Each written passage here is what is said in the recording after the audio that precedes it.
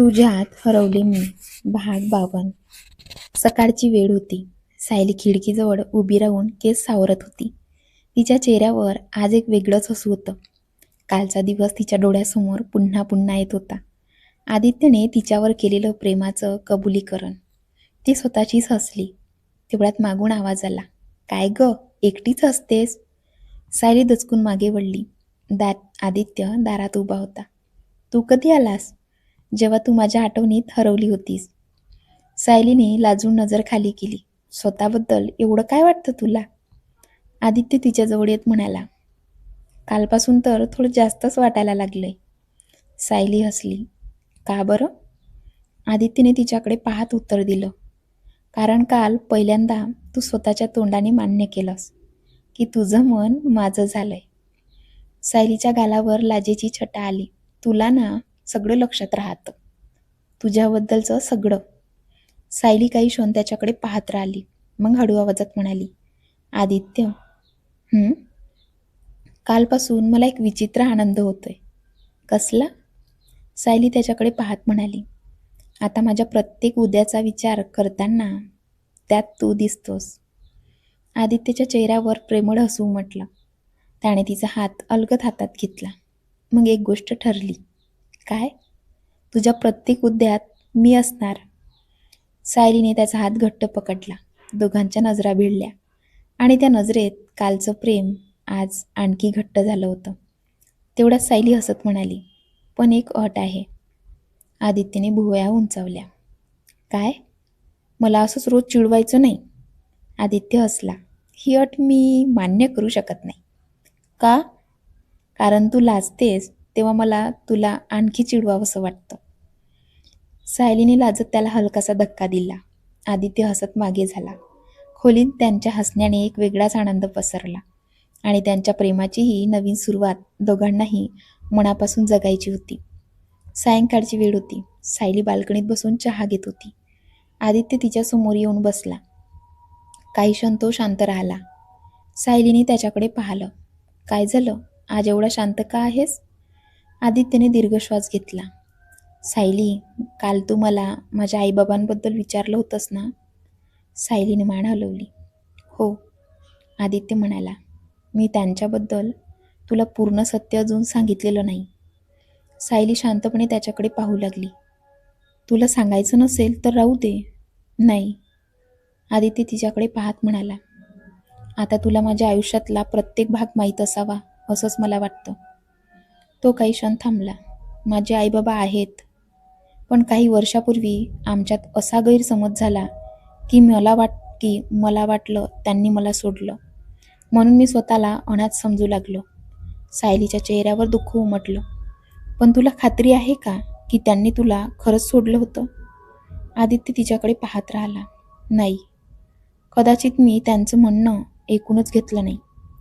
सायलीने त्याचा हात हातात घेतला. मग एकदा त्यांच्याशी बोलून बघ. कधीकधी गैरसमज नात्यांपेक्षा मोठे होतात, पण सत्य समोर आलं की तेच गैरसमज नाहीसे होतात. आदित्यच्या डोळ्यात हलकीशी चमक आली. तुला खरंच वाटतं मी त्यांना पुन्हा भेटावं? सायली हसली. हो, आणि तू माझ्यासोबत असशील? सायलीने त्याचा हात घट्ट पकडला. तू जिथे जाशील तिथे मी तुझ्यासोबत असेन. आदित्य काही क्षण तिच्याकडे पाहत राहिला. मग हळू आवाजात म्हणाला, म्हणूनच कदाचित मला तुझ्यावर इतकं प्रेम झालंय. सायली लाजून खाली पाहू लागली. आदित्य हसला. पुन्हा लाजलीस? गप्प बस. दोघेही हसू लागले. पण त्या हसण्यामागे एक मोठा निर्णय घेतला गेला होता. आदित्य आता आपल्या आईबाबांना पुन्हा भेटणार होता आणि कदाचित त्या भेटीत त्याच्या आयुष्यातील एक मोठा गैरसमज कायमचा दूर होणार होता. दुसऱ्या दिवशी संध्याकाळी सायली तिच्या खोलीत बसून पुस्तक वाचत होती. तेवढ्यात आदित्य हातात एक छोटंसं गिफ्ट घेऊन आत आला. सायलीने त्याच्याकडे पाहिलं. हे काय? आदित्य हसला. तुझ्यासाठी. पण कशासाठी? कारण आज मला तुला खुश करायचं आहे. सायलीने गिफ्ट हातात घेतलं आणि हळूच उघडलं. आत एक सुंदर छोटंसं लॉकेट होतं. सायली काही क्षण ते पाहतच राहिली. खूप सुंदर आहे. आदित्य म्हणाला, तुला आवडलं? सायलीने मान हलवली. खूप. आदित्यने ते लॉकेट तिच्या हातातून घेतलं. मी घालून देऊ? सायली थोडी लाजली. हं. ती त्याच्याकडे पाठ करून उभी राहिली. आदित्यने अलगद तिच्या गळ्यात लॉकेट घातलं. लॉकेट घालताना त्याच्या बोटांचा हलकासा स्पर्श तिच्या केसांना झाला. सायलीच्या चेहऱ्यावर लाज उमटली. आदित्य तिच्यासमोर येऊन उभा राहिला. आता बघ. सायली आरशात स्वतःकडे पाहू लागली. खूप छान दिसतंय. आदित्य म्हणाला. लॉकेट छान नाही दिसत. सायलीने त्याच्याकडे पाहिलं. तो हसत म्हणाला. ते घातल्यावर तू छान दिसतेस. सायली पुन्हा लाजली. तू ना. आदित्य हसला. काय? सारखं मला लाजवतोस. कारण तुझ्या चेहऱ्यावरचं हे हसू मला खूप आवडतं. सायली काही क्षण त्याच्याकडे पाहत राहिली. मग हळूच म्हणाली. आदित्य, हे लॉकेट मी कधीच काढणार नाही. आदित्यने तिचा हात हातात घेतला. मग एक गोष्ट लक्षात ठेव. काय? हे लॉकेट जपशील तसंच आपल्या नात्यालाही जप. सायलीने त्याचा हात घट्ट पकडला. वचन. दोघे एकमेकांकडे पाहत हसले. त्या छोट्याशा लॉकेटसोबत त्यांच्या नात्यातला विश्वास आणखी घट्ट झाला होता. पण सायलीला अजून माहिती नव्हतं, तिच्या गळ्यात आलेल्या या नव्या लॉकेटमुळे तिच्या भूतकाळाशी जोडलेला एक जुना धागा लवकरच समोर येणार होता. संध्याकाळची वेळ होती. सायली बाल्कनीत उभी राहून गळ्यातल्या नव्या लॉकेटकडे पाहत होती. ते हातात घेऊन ती हळूच हसली. तेवढ्यात आदित्य तिच्या मागे येऊन उभा राहिला. काय ग, एवढं काय पाहतेस? सायलीने मागे ओढून त्याच्याकडे पाहिलं. तू दिलेलं आहे ना म्हणून. आदित्य तिच्या जवळ येत म्हणाला. म्हणजे आवडलं? सायलीने हसत मान हलवली. लॉकेटपेक्षा ती थोडी थांबली. ते देताना तुझ्या चेहऱ्यावर जो आनंद होता तो जास्त आवडला. आदित्य तिच्याकडे प्रेमाने पाहत राहिला. सायली, तू माझ्या आयुष्यात आलीस ना, तेव्हापासून छोट्या छोट्या गोष्टींमध्येही आनंद मिळायला लागला. सायलीच्या डोळ्यात प्रेम दिसत होतं. ती हळूच म्हणाली. मलाही. आधी मला वाटायचं माझं आयुष्य नेहमी असंच एकटं राहणार. पण आता तू आहेस म्हणून उद्याची भीती वाटत नाही. आदित्यने तिचा हात हातात घेतला. मी आहे. सायलीने त्याच्याकडे पाहिलं. पण एक वचन दे. काय? काहीही झालं तरी माझ्यापासून सत्य लपवणार नाहीस.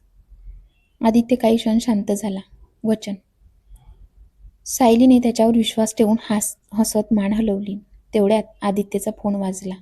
त्याने स्क्रीनकडे पाहिलं. त्याच्या चेहऱ्यावरचे भाव अचानक बदलले. सायलीने विचारलं. कुणाचा फोन आहे? आदित्यने हळू आवाजात उत्तर दिलं. माझ्या आईचा. सायली थोडी आश्चर्यचकित झाली. तू उचलणार आहेस? आदित्य काही क्षण फोनकडे पाहत राहिला. इतक्या वर्षांनी आलेला आईचा फोन. त्याच्या मनात जुन्या आठवणी जाग्या झाल्या. सायलीने त्याचा हात हलकेच दाबला. उचल. कदाचित हा फोन तुला खूप दिवसांपासून हवं असलेलं उत्तर देण्यासाठी आला असेल. आदित्यने दीर्घ श्वास घेतला आणि कॉल रिसीव्ह केला. हॅलो. दुसऱ्या बाजूने काही क्षण शांतता होती. मग एक थरथरता आवाज आला. आदित्य. आईचा आवाज ऐकताच त्याच्या डोळ्यात पाणी आलं. तो काहीच बोलू शकला नाही. सायली त्याच्याकडे पाहत शांतपणे उभी होती. काही क्षणांनी आदित्यच्या आईने एवढंच म्हटलं. बाळ, आम्हाला तुझ्याशी खूप महत्त्वाचं बोलायचं आहे. आदित्यच्या चेहऱ्यावर प्रश्न उमटला. कशाबद्दल? पडीकडे पुन्हा शांतता. मग उत्तर आलं. त्या दिवसाबद्दल, ज्या दिवसापासून तू आम्हाला सोडून गेलास. आदित्य स्तब्ध झाला. सायलीने त्याच्याकडे काळजीने पाहिलं. आता आदित्यच्या भूतकाळाचा दरवाजा पहिल्यांदाच उघडणार होता. आदित्य अजूनही फोन कानाला लावून शांत उभा होता. आईचा आवाज ऐकून त्याच्या मनात अनेक वर्षापूर्वीच्या आठवणी जाग्या झाल्या होत्या. तो हळू आवाजात म्हणाला. आई, इतक्या वर्षांनी माझ्याशी बोलतेस? पलीकडून तिचा आवाज भरून आला. आदित्य, आम्ही तुला कधीच विसरलो नाही. आदित्यच्या डोळ्यात पाणी आलं. मग मला असं का वाटलं की तुम्ही मला नकोसं केलं? काही क्षण फोनवर शांतता पसरली. मग त्याची आई म्हणाली. कारण त्या दिवशी जे घडलं त्यामागचं पूर्ण सत्य तुला कधीच सांगितलंच गेलं नाही. आदित्य स्तब्ध झाला. म्हणजे तू जे पाहिलंस ते पूर्ण सत्य नव्हतं? आदित्यने डोळे मिटले. मग मला सगळं सांग ना आई. ती हळू आवाजात म्हणाली. सगळं फोनवर सांगता येणार नाही. तू घरी ये. तुझ्या बाबांनाही तुझ्याशी बोलायचं आहे. आदित्य काही क्षण काहीच बोलला नाही. मग त्याने विचारलं, बाबा माझ्याशी बोलणार आहेत? हो बाळ. त्याच्या डोळ्यात अश्रू आले. मी येतो. कॉल संपला. सायली शांतपणे त्याच्याकडे पाहत होती. आदित्यने फोन खाली ठेवला. सायलीने काही न विचारता त्याच्याजवळ जाऊन त्याचा हात हातात घेतला. सगळं ठीक होईल. आदित्य तिच्याकडे पाहत म्हणाला. मला भीती वाटते. कशाची? जर पुन्हा काही जुनं दुखणं समोर आलं तर? सायलीने त्याचा हात घट्ट धरला. यावेळी तू एकटा नाहीस. मी तुझ्यासोबत आहे. आदित्यच्या डोळ्यातून एक अश्रू खाली आला. सायलीने तो अलगद पुसला. इतकी वर्ष तू स्वतःला अनाथ समजत राहिलास. कदाचित आता तुला कळेल की तू कधीच एकटा नव्हतास. आदित्यने तिच्याकडे प्रेमाने पाहिलं. तू नसतीस तर मी हे सगळं कधीच करू शकलो नसतो. सायली हसली. मग मला सोबत घेऊन जा. कुठे? तुझ्या आईबाबांना भेटायला. आदित्यच्या चेहऱ्यावर पहिल्यांदा शांत हसू आलं. त्याने तिचा हात आपल्या हातात घेतला. चल, माझ्या आयुष्यातली सगळ्यात महत्त्वाची व्यक्ती माझ्या आईबाबांना भेटायला. दोघे एकमेकांकडे पाहून हसले. पण त्यांना अजून माहिती नव्हतं, आदित्यच्या आईबाबांच्या घरी होणारी ही भेट फक्त एक भेट नव्हती. ती आदित्यच्या आयुष्यातील सर्वात मोठा गैरसमज संपवण्याची सुरुवात होती. आदित्य आणि सायली संध्याकाळी शांतपणे बसले होते. आदित्यच्या चेहऱ्यावर आज वेगळं समाधान होतं. सायलीने त्याच्याकडे पाहत विचारलं, काय विचार करतोयस? आदित्य हसला. आज पहिल्यांदा मला वाटतंय, कदाचित माझं कुटुंब पुन्हा माझ्या आयुष्यात येऊ शकतं. सायलीने त्याचा हात हातात घेतला. ते येणारच. तुला एवढा विश्वास कसा? सायली हसत म्हणाली, कारण तुझ्या आईच्या आवाजात मला राग नाही, फक्त तुझी आठवण ऐकू आली. आदित्य काही क्षण तिच्याकडे पाहत राहिला. मग म्हणाला, तू माझ्यासोबत असतेस ना, म्हणून मला सगळ्या गोष्टींना सामोर जाण्याची हिंमत मिळते. सायली लाजत म्हणाली, आता सवय झाली आहे मला तुझी साथ द्यायची. आदित्यने तिचा हात घट्ट पकडला. आणि मला तुझी साथ आयुष्यभर हवी आहे. सायलीने काही न बोलता त्याच्या खांद्यावर डोकं टेकवलं. दोघे काही क्षण शांत बसले. त्या शांततेतच त्यांच्या नात्याचं भविष्य जणू ठरलं होतं. दुसऱ्या दिवशी आदित्यने आपल्या आईला फोन केला. आई, आम्ही येतोय. पलीकडून काही क्षण शांतता होती. मग तिचा भरून आलेला आवाज आला. बाळ, आम्ही तुझी वाट पाहतोय. आदित्यच्या डोळ्यात पाणी आलं. सायलीने त्याचा हात धरला. कॉल संपल्यावर आदित्य तिच्याकडे पाहत म्हणाला, चल. सायली हसली. चल. दोघी निघण्याची तयारी करू लागले. पण त्याच वेळी दुसरीकडे कैलास काका आपल्या हातातील जुनी फाईल बंद करत होते. त्यांच्या मनात सायलीच होती. ते हळूच म्हणाले, आता तुझं आयुष्य फक्त तुझ्या भूतकाळाने ठरवायचं नाही बाळ. तुला तुझं पूर्ण कुटुंब पुन्हा मिळवून द्यायचं आहे. आणि त्या क्षणी आदित्य आणि सायलीच्या आयुष्यात नवीन अध्यायाची सुरुवात झाली होती. एकीकडे त्यांचं प्रेम आणखी घट्ट होत होतं आणि दुसरीकडे त्यांच्या दोघांच्याही भूतकाळातील बंद दरवाजे हळूहळू उघडत होते. कसा वाटला आजचा पार्ट कमेंट करून नक्की सांगा. भेटूया पुढच्या पार्टमध्ये. धन्यवाद.